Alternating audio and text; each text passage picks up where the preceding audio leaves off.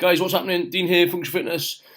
I'm just going to shoot this quickly for you all now so that you can get a little bit of basically what we did at one of the seminars recently, if you've missed it. This one is going to be very quick, and the whole idea of it is I'm going to flick through it quite quick, just basically to give you something that I feel will help you change right now, help you see something different.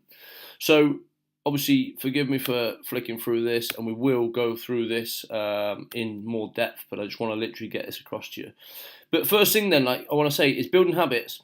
So use MyFitnessPal to work out your initial calories and macros. And obviously, with this, if you're not already using MyFitnessPal, seriously, you're missing a trick. I do not use it myself. I don't guess foods. I type it in so we can see what it is. But just to sort of like, again, remind you, don't use MyFitnessPal for the amount of calories you should be having. Just use it to work out what the calories you are having. We will tell you what to eat.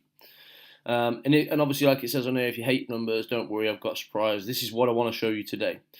Use another thing to build habits is to use Tupperware and monitor your food and intake in sizes. So, for example, like I'm not lying, I've got my food right next to me now as we speak, but like I know to fill certain Tupperware up to a certain amount with food because I've measured it in the past, and then obviously that's where I'll know roughly what will give me the right amounts.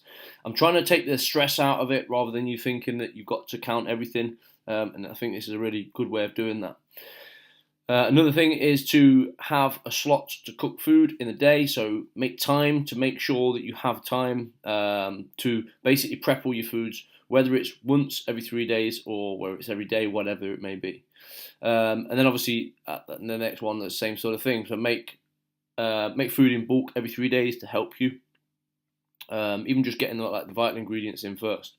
And then the last thing, if you can get the family involved, it is a great way of obviously helping yourself by helping somebody else. It's going to make you, I suppose, practice what you preach, but plus make it easier so people aren't coming in with a pizza and you've got to punch them in the face. So I'll flick through, like I say, because we're not doing every single part on here, but this is a really powerful quote if you want to quickly read it. People say motivation doesn't last, but neither does a suntan. That's why we advise it to be done every day. So the main part then that I want you to look at is this. So right here, I've got 4 meals in front, obviously, as you'll see on the screen. You've got meal 1, meal 2, meal 3, a training slot, and then meal 4. So the point I want to get across to you here is, so look at where the training is, right? This is the training window we're talking for a typical whoever is doing this at this point. So I would train around this point unless you train in the morning. We just need to flip things upside down. So you start the day off with coffee, coconut oil. So coffee is just to stimulate you for energy. Coconut oil is fat. Obviously the eggs is fat. Salmon is fat. So you started your day off with literally protein and fat. Your meal 2 is then 2 chicken breasts, which is the protein. You've got green peppers and salad, and then an avocado. So you're still in the protein and fat scenario. Later on, pre-training, you then need some energy. So we're going to introduce oats with protein powder and water, no fat. During training, Vitargo is a glucose energy. Basically, it's just giving you glucose throughout your training, giving you carbohydrates throughout your training. I use it. I really love it. It's a great supplement. Then you're having BCAA, branched chain amino acids, and then a post-workout protein shake. And then post-workout, straight after you, like about half an hour to an hour after you've trained, you're then going to have minced beef, green beans, and rice.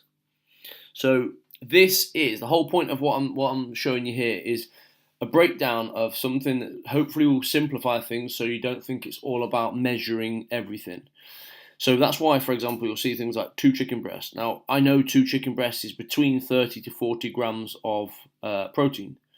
I'm trying to take, like I say, the stress out of thinking that you've got to actually measure it, whereas you can now look at sort of portioning things with your eyesight as opposed to thinking that you have to weigh everything.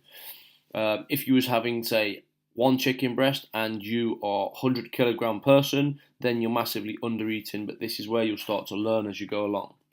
Okay, but what I want to do now is show you the flip side of this, which is more about the macros as opposed to the food. And this is how I want you to try and see your food.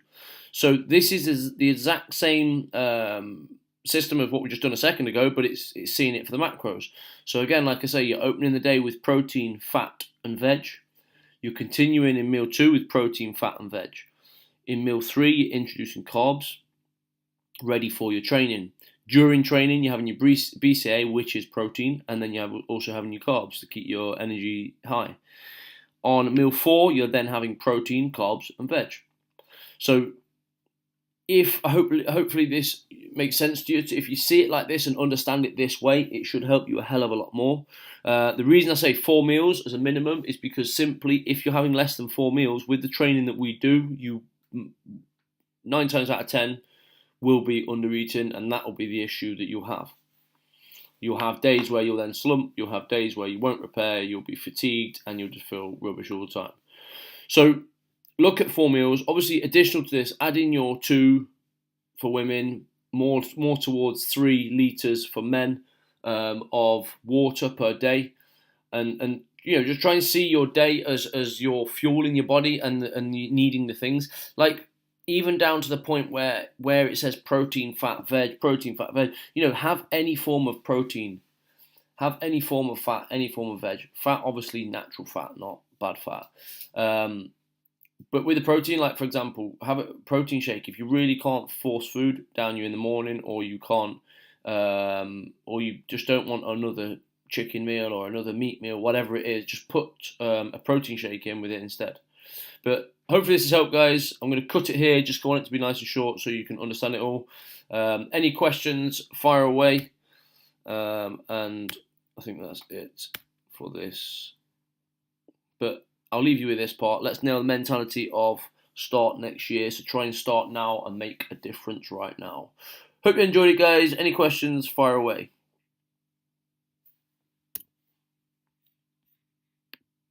Da-da, da-da, da-da, da-da.